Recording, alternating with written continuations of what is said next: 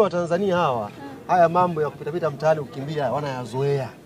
Wakishayazoea wanakuacha. Unaelewa? Kwa lazima uwe unakuja na flavor tofauti. Leo unafanya hiki, kesho unafanya hiki. Na masaa 24 yani kutoka leo mpaka kesho. Watume mwaliko niwasaidie. Unataka mwaliko sema? Niwasaidie tu kuhamasisha watu wao. Uje kuna flavor wanazikosa. Mimi ninatumia DM nyingi huko. Akia Mungu na DM nyingi sana huko.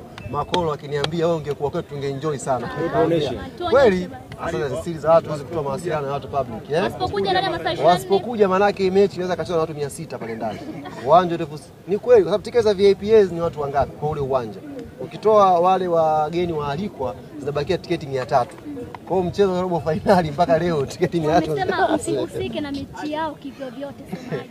Huko ni kutangatanga. Mimi nawashangaa sijui kwa nini yani baada ya wazungumzie mechi yao wao wanadili tu na Yanga. Sijui kwa nini yani. Yaani sijui kwa nini wanajishtukia.